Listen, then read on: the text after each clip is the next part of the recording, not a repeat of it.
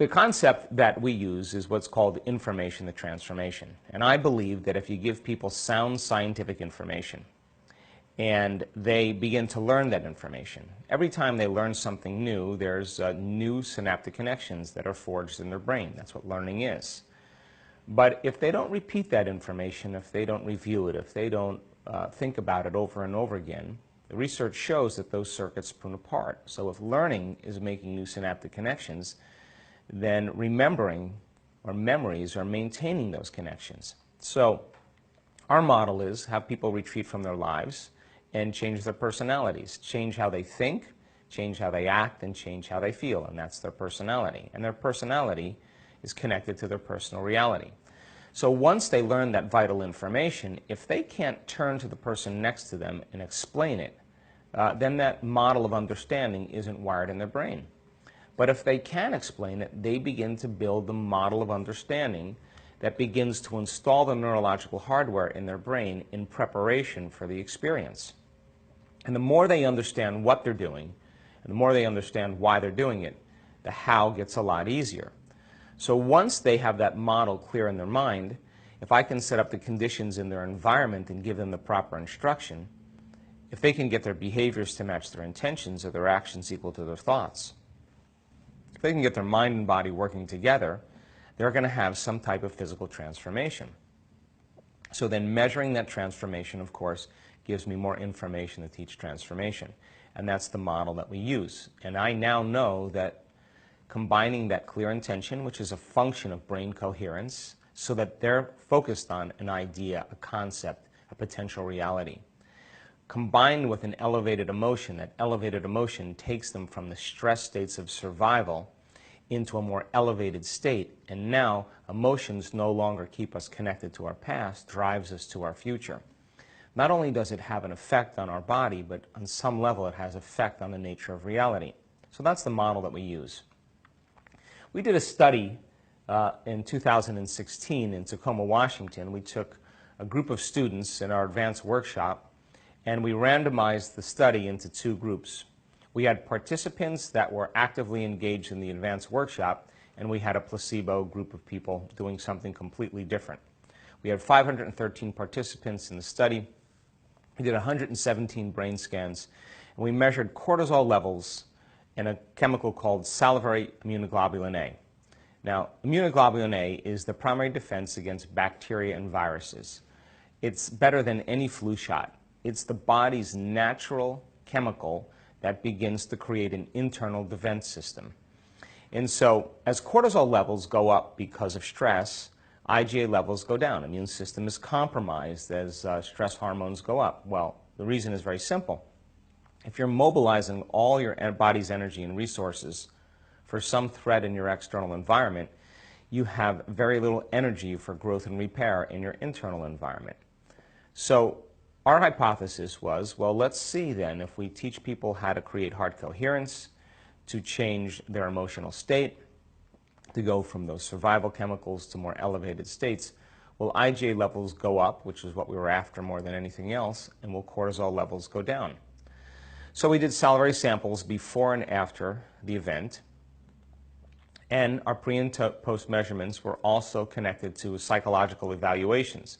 We measure people's level of post-traumatic stress disorder, their levels of happiness, their levels of pain, their levels of anxiety, as well as their physical functioning. And I think it's important to continue assessing people's changes after the event to let us know that if those changes are sustained for a period of time. And so we did several psychological assessments and evaluations that measured all of these particular areas. What we found that physiological assessment with cortisol and IgA were two markers, but we also wanted to do an analysis of what was happening in people's brains. We wanted to see if they were able to sustain a stable alpha coherent state for a period of time. We also know that when people are living in the brainwave pattern of high beta brainwave patterns, that they tend to be over-aroused and overstimulated, and the brain is overactive. When the brain is overly analytical and overly stimulated, it's not in its most healthy state, because over time, brain function tends to become more and more incoherent. So a student's ability to change their brain waves from beta to alpha, even into theta, and even some students approaching a deeper state of delta, allows them then to make significant changes in their internal state and also make their inner world more real than their outer world, become more suggestible to information. Well, what we found as a result of our 4-day event, that the time that they took to acquire a stable alpha state improved by 20% out of those 117 participants that had their brain measured. Their ratio between delta brainwaves and beta brainwaves improved by 60%. The randomized study shows that it's about 1 in 1,000 statistically that's left to chance. Their ability to move from high beta brainwaves into more stable brainwaves, lowering them, was improved by 124%. They increased their ability to sustain a coherent alpha brainwave state by 149%. That's pretty significant. Cortisol levels dropped to some degree, but their IgA levels, their immune function, went up almost 50%. Now, genes make proteins, and proteins are responsible for the structure and function of your body. So they used to say that genes create disease. We know that's not the truth anymore. And now research shows that it's the environment that signals the gene that begins to change our genetic expression. But emotions are the end product of experiences in our environment. So then when a student begins to embrace an elevated emotion, they're actually signaling the gene ahead of the environment, because when we're talking about the environment, we're talking about the outside of the cell, which is still the inside of the body. So when a person then begins to create an elevated state, their body, as the unconscious mind, is beginning to believe it's living in a new environmental condition, because it does not know the difference between what's happening in their outer world and what's happening in their inner world. It's exactly the same. So in 4 days, we upregulated genes to promote health in our immune system.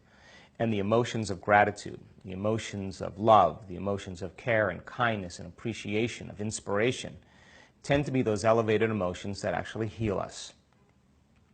Why do we do that study? Because we see people with all kinds of immune-mediated conditions in a very short amount of time improve their genetic expression and improve their health. So we wanted to see if it was related to what we teach in our workshops. And there's a strong correlation now between elevated emotions and gene expression. We also had another study in Tampa in 2017 of this year where we did an advanced workshop and we measured gene expression once again. We measured thousands of genes, and we took people once again, retreated them from their lives.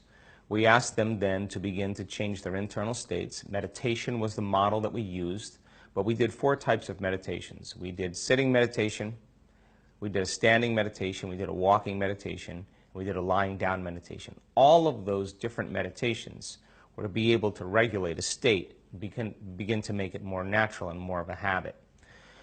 We found that in just 4 days, there was a significant change in gene expression, and 8 genes were the most common amongst the group that we studied.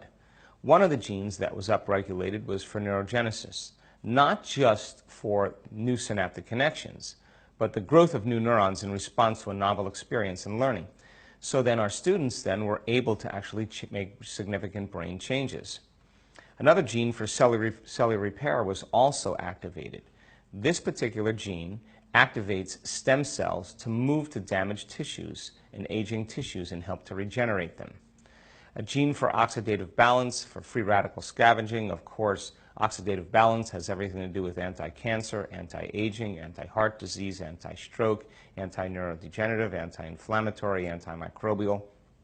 Healthy oxidative balance sustains health in a person's body. Also, we notice a gene that has to do with building cellular structures. The cellular structures called microtubules and cytoskeletons give the cell integrity. So as cells begin to repair, they need a scaffolding to repair onto, and the gene that actually creates cellular structures for healthy cells was also upregulated. We see a lot of times in a lot of our students that cancer begins to change, their values begin to drop, their tumors begin to shrink, And we see in our work that the gene for suppressing cancer growth in tumors was also activated. These are the genes, specific genes, that were actually activated. And I'll just put them up here if you just want to review them